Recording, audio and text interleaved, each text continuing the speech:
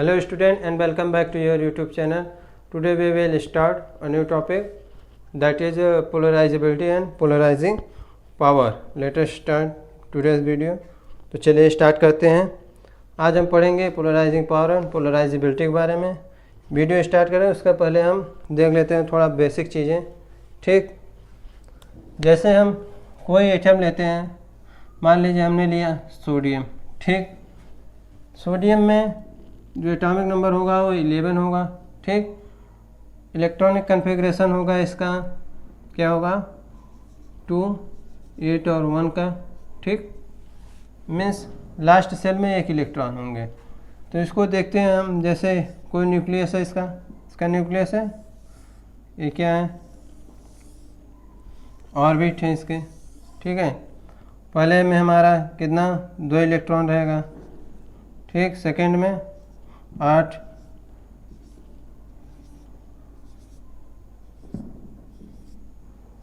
Electron और last में 1 electron. ठीक, जब हम सोडियम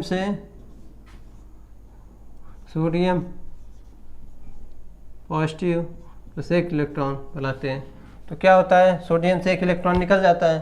जब 1 इलेक्ट्रॉन निकलता है तो पहले एटम की साइज ये थी। ठीक, लेकिन जब ये 1 इलेक्ट्रॉन इसमें से निकल गया तो इसमें से एक ऑर्बिट भी इसका गायब।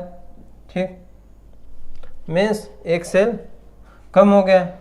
तो इसका क्या हुआ, इसकी साइज क्या हुई, साइज स्मॉल हुई। ठीक, मतलब जब किसी भी एटम्स से हम इलेक्ट्रॉन को बाहर निकालते हैं तो उसके साइज में क्या होता है, इफेक्ट होता है, उसकी साइज क्या हो जाती है, छोटी हो जाती है।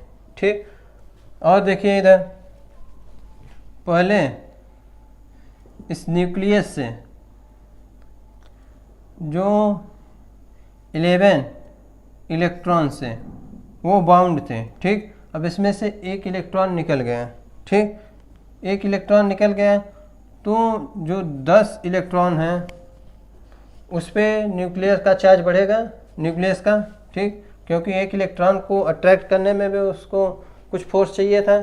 ठीक, तो वो फोर्स एक्स्ट्रा हो गया इसमें, मतलब इसमें न्यूक्लियस अट्रैक्शन ज़्यादा हुआ। ठीक, इफेक्टिव न्यूक्लियर चार्ज बढ़ा।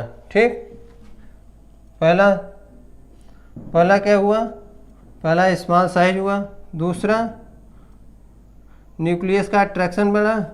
न्यूक्लियस का क्या बढ़ा, अट्रैक्शन इलेक्ट्रॉन पे ऑन इलेक्ट्रॉन। ठीक, इसी को बोलते हैं क्या, इफेक्टिव न्यूक्लियर चार्ज बोलते हैं, इफेक्टिव न्यूक्लियर चार्ज बढ़ा। ठीक, ये 2 चीज़ें हुए इससे। ठीक है, अब आइए हम देखते हैं, जैसे कोई एक क्लोरीन ले लेते हैं। क्लोरीन का क्या होता है, 17 होता है एटॉमिक नंबर। इसका क्या आता है 2, 8 और 7। 1 इलेक्ट्रॉन लेता है अपना ऑक्टेट कंप्लीट करने के लिए, तो क्या होता है Cl- बनाता है। ठीक, पहले क्लोरीन का जो न्यूक्लियस था वो क्या कर रहा था, पहले क्लोरीन का न्यूक्लियस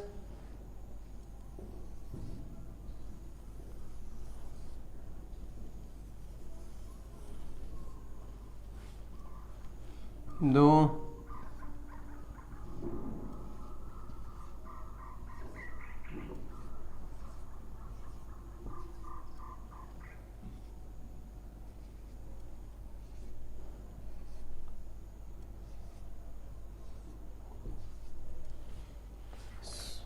सत्रह इलेक्ट्रॉन को अट्रैक्ट कर रहा था। ठीक, तो इसकी साइज ये थी। ठीक है, अब इसमें 1 इलेक्ट्रॉन और आ गया। 1 इलेक्ट्रॉन और आ गया तो जो न्यूक्लियस का अट्रैक्शन हो थोड़ा बहुत कम होगा, थोड़ा बहुत कम तो होगा ही, क्योंकि पहले 17 कर रहा था, अब 1 इलेक्ट्रॉन ले लिया तो 18। इसमें Cl- में कितने इलेक्ट्रॉन हो गए, 18 हो गए। थोड़ा बहुत तो उसका अट्रैक्शन कम हुआ। जब अट्रैक्शन कम होगा, जब न्यूक्लियस का अट्रैक्शन ज़्यादा होगा तो इलेक्ट्रॉन को खींचेगा अपनी तरफ। जब खींचेगा तो इसकी साइज कम होगी, लेकिन जब अट्रैक्शन कम होगा, जब इलेक्ट्रॉन और आ जाएंगे तो कुछ न कुछ तो अट्रैक्शन कम होगा, उस जो नया इलेक्ट्रॉन है उसको खींचने में भी कुछ इसका फोर्स जाएगा, तो क्या होगा, थोड़ा सा इसकी साइज में क्या होगी, वृद्धि होगी, थोड़ा इसका साइज इंक्रीज करेगा। क्यों? क्योंकि यहाँ इफेक्टिव न्यूक्लियर का चार्ज क्या होगा, थोड़ा कम होगा। तो यहाँ पे क्या हुआ, यहाँ साइज क्या हुई, यहाँ साइज बड़ी है, ठीक। इलेक्ट्रॉन लेने पे एटम की साइज थोड़ी बढ़ती है, ठीक। और इफेक्टिव न्यूक्लियर चार्ज क्या होता है, कम होता है, ठीक। क्यों? क्योंकि जब इलेक्ट्रॉन और आएंगे तो उसको भी अट्रैक्ट करने में कुछ फोर्स न्यूक्लियस का लगेगा, ठीक है। तो इससे क्या होगा, इतना आपको समझ में आ गया कि अगर कोई भी एटम अगर एक इलेक्ट्रॉन बाहर निकालता है तो उसका साइज छोटा होता है और इफेक्टिव न्यूक्लियर चार्ज की वैल्यू बढ़ती है, ठीक। और जब कोई एटम इलेक्ट्रॉन लेता है, ठीक, तो उसकी साइज बड़ी होती है तथा इफेक्टिव न्यूक्लियर चार्ज की वैल्यू थोड़ा कम होगी, ठीक। तो अब हम इसके बाद देखते हैं पोलराइजिंग पावर और पोलराइजेबिलिटी के बारे में। अगर इसको आप नोट करना चाहें नोट कर सकते हैं। तो आइए देखते हैं पोलराइजेशन एंड पोलराइजिंग पावर के बारे में। इसके बारे में देखने से पहले थोड़ा देख लेते हैं कि आयनिक बॉन्ड फॉर्म कैसे होता है, ठीक। जैसे हमने एक पॉजिटिव एटम लिया, एक नेगेटिव एटम लिया, ठीक है। दोनों के बीच जो स्ट्रॉन्ग अट्रैक्शन होता है उसी से तो हमको मिलता है आयनिक बॉन्ड, ठीक। तो जो अट्रैक्शन फोर्स होता है इसी को बोलते हैं ना आयनिक बॉन्ड, ठीक। तो अब पोलराइजेशन नहीं हो रहा है, ठीक है। तो ये एटम्स क्या कर रहे हैं, आयनिक बॉन्ड फॉर्म कर रहे हैं। एक पॉजिटिव एटम है, एक नेगेटिव एटम है, दोनों के बीच एक अट्रैक्शन फोर्स काम कर रहा है, बॉन्ड बना रहा है, उसी बॉन्ड को बोलते हैं आयनिक बॉन्ड, ठीक। यहाँ पे देखेंगे इसका भी स्फेरिकल शेप होगा, इसका भी स्फेरिकल शेप होगा। लेकिन जब पोलराइजेशन होता है तो क्या होता है, हमने पहले देखा जब कोई पॉजिटिव चार्ज होता है, पॉजिटिव चार्ज, तो उसका जो साइज होता है वो छोटा हो जाता है, ठीक। और जो न्यूक्लियस का अट्रैक्शन होता है, न्यूक्लियस का अट्रैक्शन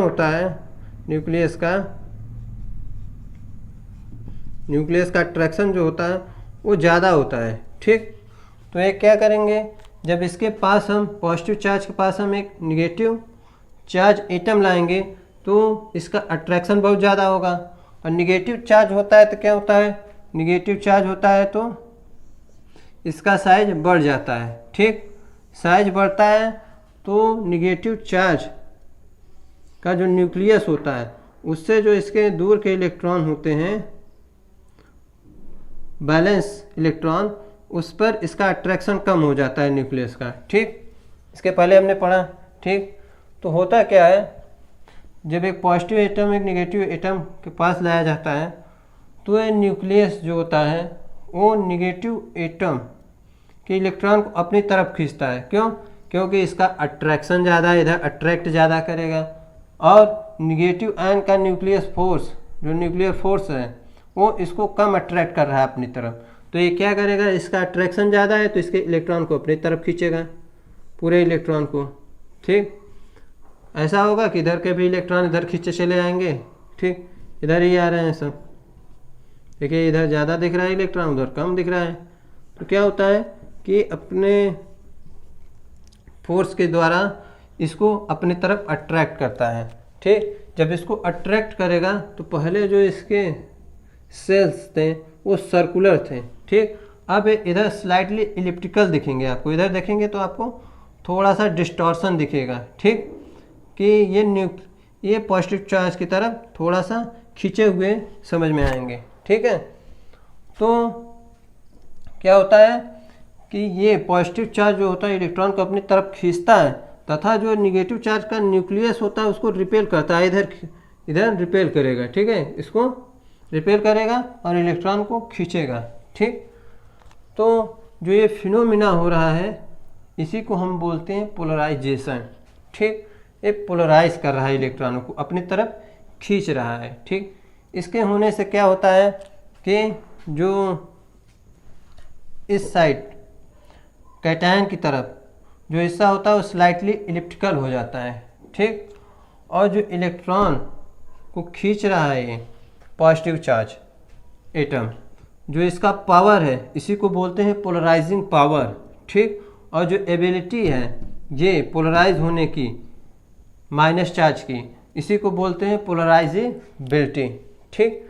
तो ये था पोलराइजेशन एंड पोलराइजेबिलिटी, ठीक। जब ये पोलराइज होगा एनायन कैटायन से तो हमको मिलता है कोवैलेंट बॉन्ड। क्या मिलता है? कोवैलेंट बॉन्ड देखने को मिलेगा, ठीक। और यहाँ जब नॉन पोलराइजेशन था, पोलराइजेशन नहीं हो रहा तो यहाँ आयनिक बॉन्ड देखने को मिल रहा था, ठीक। तो ये था पोलराइजेशन और पोलराइजेबिलिटी और पोलराइजिंग पावर क्या होता है, ठीक। तो हम थोड़ा इसका डिफिनीशन देख लेते हैं। Polarising power and polarisability, when two oppositely charged ion approach each other the positive ion attracts द positive ion attracts the electron of negative ion and repel the nucleus, ठीक। क्या कर रहे हैं? कह रहे हैं कि जब हम पॉजिटिव और नेगेटिव आयन को अप्रोच करवाते हैं, एक पास लाते हैं, तो क्या होता है, इसका जो पॉजिटिव आयन है, पॉजिटिव आयन हो नेगेटिव आयन के इलेक्ट्रॉन को अपनी तरफ खींचता है और न्यूक्लियस को रिपेल करता है, ठीक। नेक्स्ट क्या होता है, resultant negative ion becomes elliptical towards the cation. मतलब जो इसका रिजल्ट होता है क्या होता है कि जो नेगेटिव आयन है वो कैटायन की तरफ, मतलब पॉजिटिव आयन की तरफ इलिप्टिकल हो जाता है, ठीक। This is called polarisation of anion by cation. ये जो प्रोसेस हो रहा है इसी को क्या बोलेंगे हम? Polarisation of anion by cation. Cation के द्वारा एनायन का पोलराइजेशन हो रहा है, ठीक। नेक्स्ट क्या है, the capacity of the cation to polarise anion is called polarising power. जो कैपेसिटी होती है कैटायन की एनायन को पोलराइज करने के लिए, इलेक्ट्रॉन खींचने की कैपेसिटी जो होती है कैटायन का, उसी को हम बोलेंगे पोलराइजिंग पावर ऑफ कैटायन, ठीक। Anion has the property of polarisability, और एनायन के पास कौन सी प्रॉपर्टी है? पोलराइजेबिलिटी की, मतलब पोलराइज होने की प्रॉपर्टी है, ठीक। ये था हमारा पोलराइजिंग पावर क्या होता है, पोलराइजेबिलिटी क्या होता है, ठीक, पोलराइजेशन क्या होता है, ठीक। अब हम इसमें देखते हैं फैक्टर अफेक्टिंग पोलराइजिंग पावर, मतलब कौन कौन से फैक्टर हैं जो पोलराइजिंग पावर को अफेक्ट करते हैं, ठीक। पहला है इसमें स्मॉल साइज। क्या है? पहला स्मॉल साइज। स्मॉल साइज होने पे क्या होता है, देखिए हम इसके पहले भी पढ़ चुके हैं, क्या होता है देख लेते हैं एक बार और। Nucleus has larger effect on electrons if they are closer to nucleus, ठीक। क्या बोल रहा है कि जब स्मॉल साइज होगा, साइज स्मॉल होगा, ठीक, जब स्मॉल साइज होगा किसी एटम का, तो जो इलेक्ट्रॉन होंगे वो न्यूक्लियस के पास होंगे, ठीक। न्यूक्लियस के पास होंगे तो न्यूक्लियस और तगड़ा से खींचेगा, उसको खींचेगा, वही बोल रहा है closer the nucleus less electron shell cation has more polarising power, ठीक। जिसका सेल कम होगा, जैसे एक सेल का है कोई एटम, एक ही सेल है इसमें, तो इसमें न्यूक्लियस का अट्रैक्शन ज़्यादा होगा, पोलराइजिंग पावर ज़्यादा होगा, इलेक्ट्रॉन को अपनी तरफ ज़्यादा तेज़ी से खींचेगा, ठीक। सेकेंड क्या है, हायर पॉजिटिव चार्ज। जब कैटायन पे हायर पॉजिटिव चार्ज होगा, मतलब जितना ज़्यादा पॉजिटिव चार्ज होगा, जब कैटायन पे जितना ज़्यादा पॉजिटिव चार्ज होता है तो मतलब उससे उतना ही इलेक्ट्रॉन निकलता है। जब इलेक्ट्रॉन ज़्यादा निकलेंगे उस एटम से तो उसमें जो न्यूक्लियस होगा उसका अट्रैक्शन ज़्यादा होगा। क्यों? क्योंकि उसमें से इलेक्ट्रॉन तो पहले से ही निकल गए हैं। जो इलेक्ट्रॉन को खींचने में अट्रैक्शन में उसका फोर्स जाता था वो अब दूसरे इलेक्ट्रॉन को खींच सकता है आराम से। ठीक, यही बोला है। A more positive charge higher proton और इलेक्ट्रॉन रेशियो। ठीक, हायर पोलराइजिंग पावर मतलब जब चार्ज ज़्यादा होगा तो प्रोटॉन ज़्यादा होंगे और इलेक्ट्रॉन कम होंगे। क्यों? क्योंकि इलेक्ट्रॉन उसमें से निकले हैं तभी तो पॉजिटिव चार्ज ज़्यादा हुआ है। जब इलेक्ट्रॉन कम होंगे, प्रोटॉन ज़्यादा होगा तो न्यूक्लियस का अट्रैक्शन भी क्या होगा? ज़्यादा होगा। जब न्यूक्लियस का अट्रैक्शन ज़्यादा होगा तो इलेक्ट्रॉन अपनी तरफ ज़्यादा पावर से खींचेगा, तो क्या होगा? पोलराइजिंग पावर कैटायन की बढ़ जाएगी। ठीक, नेक्स्ट है हमारा फैक्टर अफेक्टिंग पोलराइजेबिलिटी। देखते हैं कौन कौन से फैक्टर्स पोलराइजेबिलिटी को अफेक्ट करते हैं। पहला है लार्ज साइज ऑफ एनायन। ठीक, लार्ज साइज ऑफ एनायन, जब एनायन का साइज लार्ज होगा तो क्या होगा? More electrons that are further from the nucleus. ठीक, जो इलेक्ट्रॉन्स होंगे वो न्यूक्लियस से दूर होंगे। ठीक, न्यूक्लियस से दूर होंगे तो क्या होगा? Nucleus has less attraction. Nucleus का जो अट्रैक्शन होगा, जब आपसे कोई चीज़ दूर रहती है तो आप उसका अट्रैक्शन क्या होगा? कम होगा। न्यूक्लियस से दूर है इलेक्ट्रॉन तो उसका अट्रैक्शन कम होगा न्यूक्लियस का, तब क्या होगा? Nucleus less attraction on far of electrons, जो दूर इलेक्ट्रॉन है उस पर न्यूक्लियस का अट्रैक्शन कम होगा। Then anion show more polarisability, जब न्यूक्लियस का इलेक्ट्रॉन पे अट्रैक्शन कम होगा तो ये वाला अपनी तरफ ज़्यादा खींच लेगा। जब यहाँ पे अट्रैक्शन कम है तो ये अपनी तरफ उतना ही ज़्यादा खींचेगा। ठीक, यही बोला है। तो ये जो एनायन है वो पोलराइजेबिलिटी ज़्यादा शो करेगी। ठीक, नेक्स्ट है हायर निगेटिव चार्ज। जब हायर निगेटिव चार्ज होगा तो इलेक्ट्रॉन ज़्यादा होगा। निगेटिव चार्ज कब ज़्यादा होता है? जब उसमें इलेक्ट्रॉनों की संख्या ज़्यादा होती है। क्यों? इलेक्ट्रॉन लेगा तभी तो निगेटिव चार्ज बनाएगा। ठीक, जब निगेटिव चार्ज ज़्यादा होगा तो क्या होगा? अ मोर निगेटिव चार्ज हायर इलेक्ट्रॉन और प्रोटॉन रेशियो। ठीक, जब इलेक्ट्रॉन की संख्या ज़्यादा होगी, इलेक्ट्रॉन ज़्यादा होगा। एनायन में क्या होता है? इलेक्ट्रॉन लेता है तो इलेक्ट्रॉन जितना ज़्यादा लेगा प्रोटॉन उतना ही उससे कम होंगे, रेशियो कम होगा। प्रोटॉन कम है, इलेक्ट्रॉन बढ़ रहा है। ठीक, तो प्रोटॉन कम हो रहा है तो न्यूक्लियस का अट्रैक्शन भी कम होगा। न्यूक्लियस का अट्रैक्शन कम होगा तो इस एटम का पोलराइजेशन ज़्यादा होगा। ठीक, ये था आपका पोलराइजेबिलिटी, पोलराइजिंग पावर। ठीक, और उसको कौन कौन से फैक्टर हैं जो अफेक्ट करते हैं। ठीक, आप देख लीजिए, नोट कर लीजिए। इसके बाद हमारा नेक्स्ट टॉपिक है जो कि बहुत ही इम्पोर्टेंट है, फजांस रूल आपके एग्ज़ाम के दृष्टि से, तो आप इसको नोट कर लीजिए। उसके बाद हम पढ़ते हैं फजांस रूल के बारे में। ठीक, देख लीजिए इसको। आइए देखते हैं फजांस रूल के बारे में। ठीक, जो कि हमको बताता है पोलराइजिंग पावर और पोलराइजेशन किन किन फैक्टर्स पे डिपेंड करता है। तो देख लेते हैं Fajans rule. The rules of Kazimierz Fajans developed in 1923। ठीक है, इसको कैज़िमर-फजांस ने डेवलप किया था 1923 में। According to this rule the polarisation of an anion depend upon the following factor. जो पोलराइजेशन होता है एनायन का वो कुछ फैक्टर्स पे डिपेंड करता है, उसी को हम देखेंगे फजांस रूल में।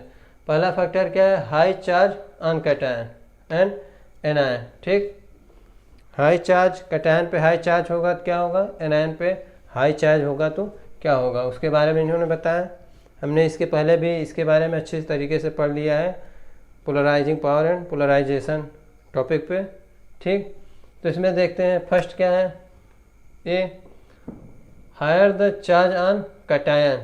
ठीक, जब कैटायन पे हायर चार्ज होता है तो greater will be its polarising power. ठीक, जब कैटायन पे चार्ज ज़्यादा होता है, हाई होता है, पॉजिटिव चार्ज ज़्यादा होता है तो उसकी पोलराइजिंग पावर इंक्रीज कर जाती है, मतलब उसका पोलराइजिंग पावर हाई होता है। ठीक, हमने इसके पहले भी पढ़ा इसके बारे में। फॉर एग्जांपल देख लेते हैं, जैसे हमने 3 चार्ज लिया, क्या Al+3 Mg+2 और Na+, ठीक।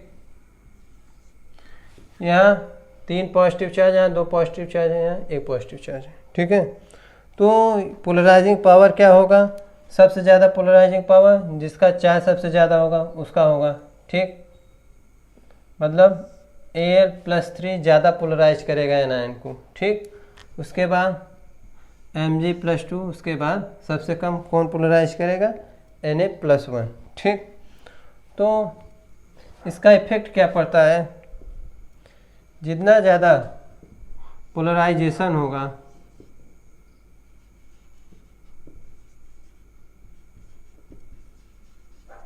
ठीक,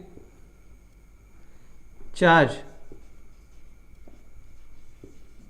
पॉजिटिव चार्ज जितना ज़्यादा होगा उतना ज़्यादा पोलराइजेशन होगा। पोलराइजेशन होगा तो कोवैलेंट कैरेक्टर भी ज़्यादा होगा, ठीक।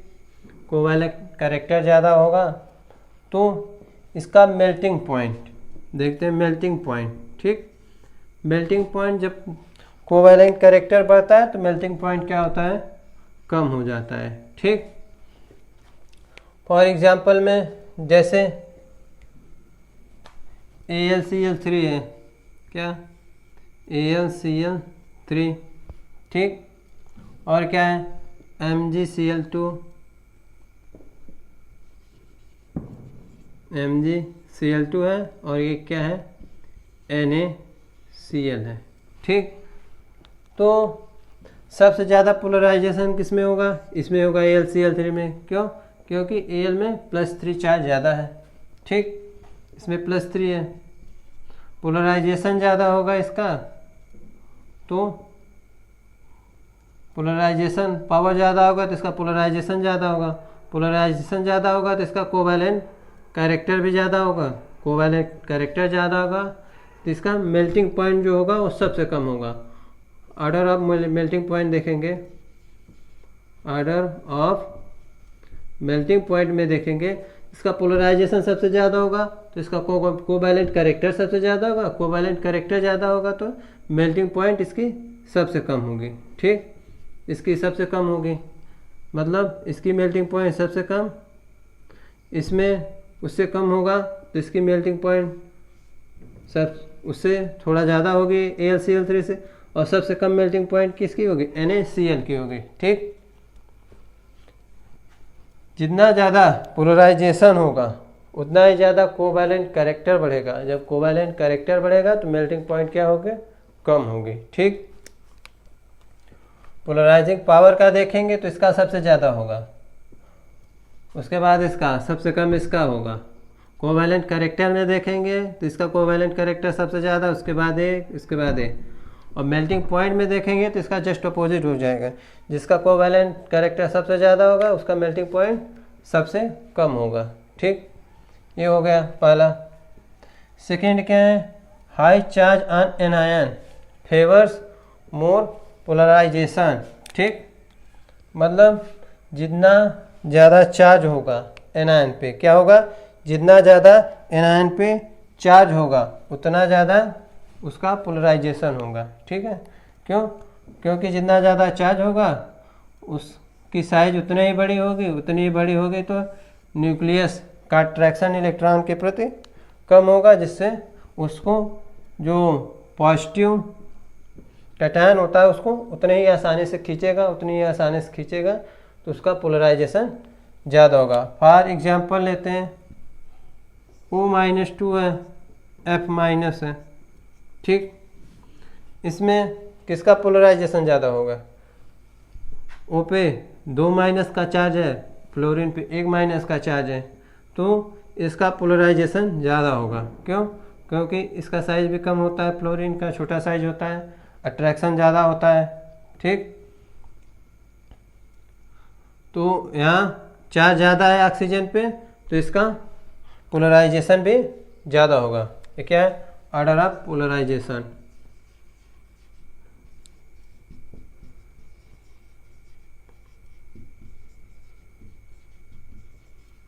ठीक। नेक्स्ट है हमारा स्मॉल कैटायन।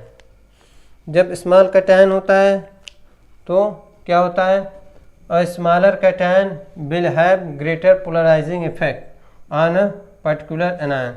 जब कैटायन स्मॉल होगा, स्मॉल कैटायन होगा तो क्या करेगा, जो पोलराइजिंग इफेक्ट, पोलराइजिंग पावर होता है वो ज़्यादा होगा। जितना छोटा कैटायन उतना पोलराइजिंग पावर ज़्यादा, और जितना पोलराइजिंग पावर ज़्यादा होगा उतना ही ज़्यादा पोलराइजेशन होगा, ठीक, एनायन का।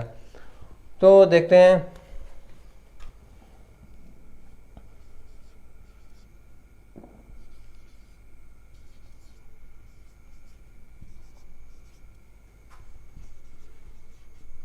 ये है, इसमें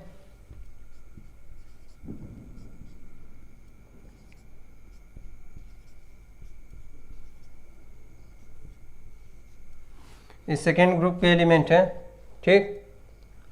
ग्रुप में आप ऊपर से नीचे जाते हैं तो साइज क्या होती है, साइज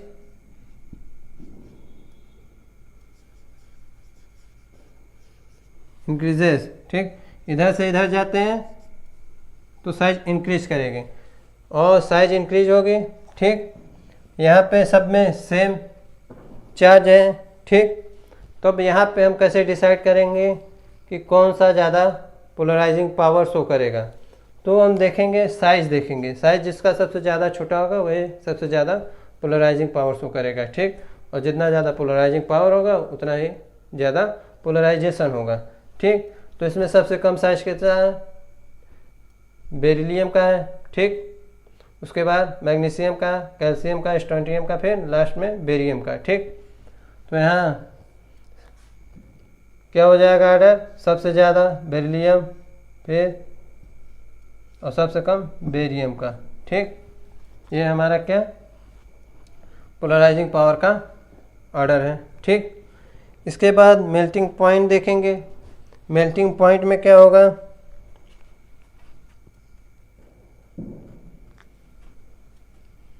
मेल्टिंग पॉइंट जैसे इसका क्या है, BeCl2,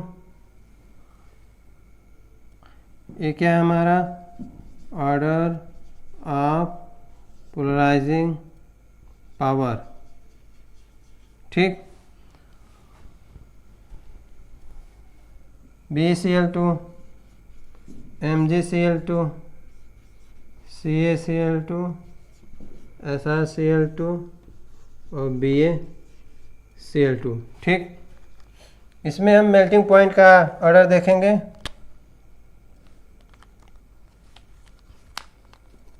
order of melting point,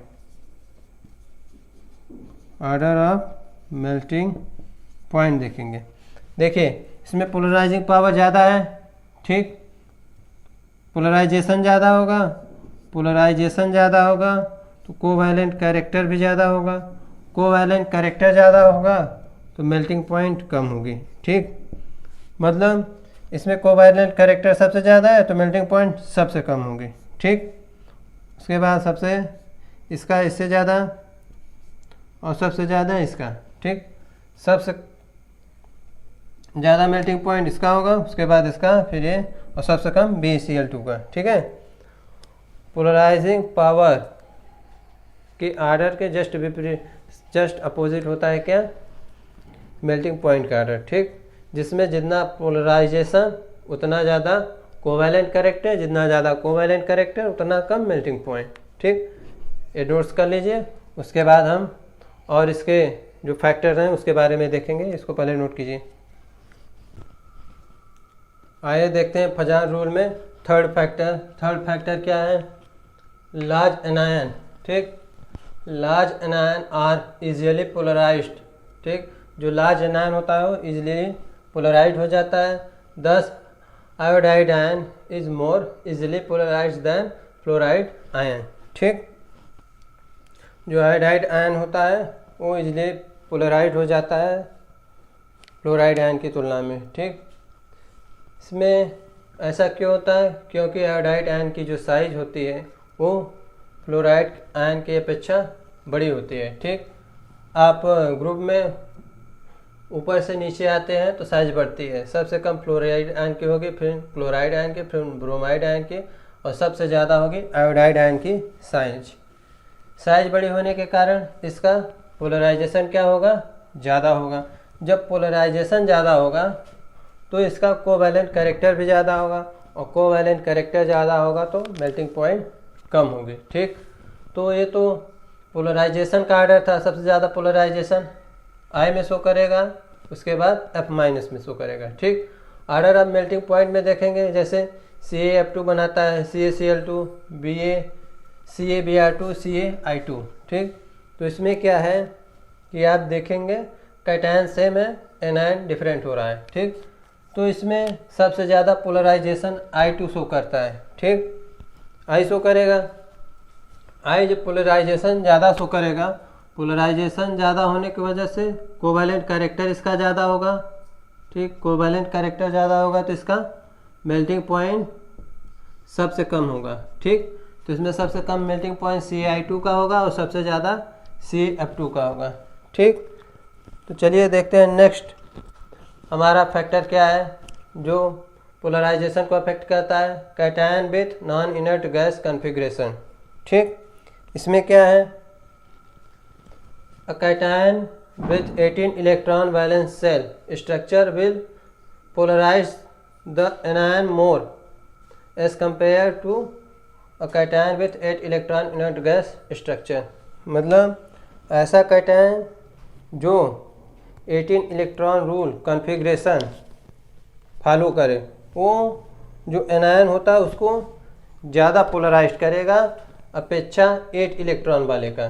ठीक, इसका एग्जांपल देखेंगे तो आपको ज़्यादा समझ में आएगा। जैसे Ag है, Ag प्लस का कॉन्फ़िगरेशन देखेंगे तो 2, 8, 18, 18 का आता है। ठीक, K प्लस का देखेंगे, K में 19 इलेक्ट्रॉन होता है, एक इलेक्ट्रॉन निकल गया, 18 बचा, तो इसका 2, 8, 8 का कॉन्फ़िगरेशन शो करेगा।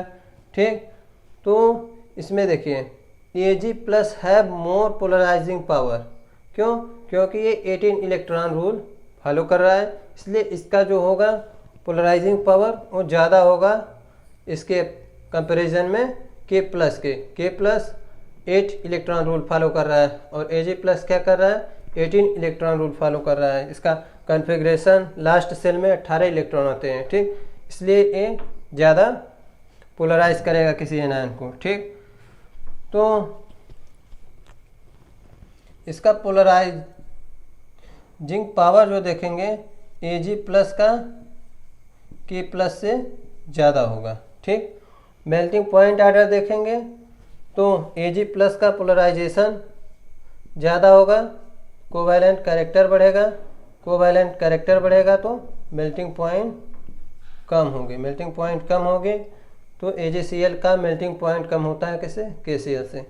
सेकेंड एग्जांपल देखें तो क्या है, जैसे Cu प्लस लेते हैं, Cu का कितना होता है, 29 होता है, एक इलेक्ट्रॉन निकल गया तो 28 बचा। ठीक, 28, तो 28 इसका इलेक्ट्रॉनिक कन्फिग्रेशन क्या आएगा, 2, 8, 18, 10, 8, 2, 8, 18, 10 और 18, 28। ठीक, Na प्लस का देखेंगे 2 और 8 का आएगा। ठीक, तो इसमें पोलराइजिंग पावर किसकी ज़्यादा हुई, Cu प्लस की। क्यों? क्योंकि इसके बायकोस में 18 इलेक्ट्रॉन आएंगे। ठीक, तो Cu प्लस है more polarising power than Na plus. ठीक, तो Cu प्लस का पोलराइजिंग पावर क्या है, ज़्यादा है Na प्लस से। ठीक, मेल्टिंग पॉइंट का आर्डर देखेंगे NaCl और CuCl में, तो NaCl का मेल्टिंग पॉइंट ज़्यादा होगा। क्यों? Cu का पोलराइजिंग पावर ज़्यादा होगा।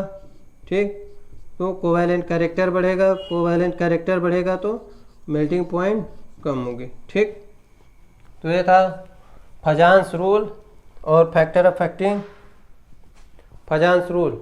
ठीक, इसमें देखा गया कौन कौन से फैक्टर पोलराइजिंग पावर और पोलराइजेशन पर इफ़ेक्ट डालते हैं, उसको हमने पढ़ लिया। ठीक, अब हम इसके बाद पढ़ेंगे कॉन्सिक्वेंस ऑफ पोलराइजेशन। ठीक, आज का वीडियो यहीं तक, क्योंकि वीडियो काफ़ी लंबा हो गया है, इसलिए अब हम नेक्स्ट वीडियो में पढ़ेंगे कॉन्सिक्वेंस ऑफ पोलराइजेशन। अगर आपको वीडियो अच्छा लग रहा है और समझ में आ रहा है तो वीडियो को लाइक ज़रूर करें और सब्सक्राइब भी करें, जिससे मेरे आने वाले वीडियो का नोटिफिकेशन आप तक मिलता रहे और आप इजीली उस वीडियो को देख सकें। धन्यवाद।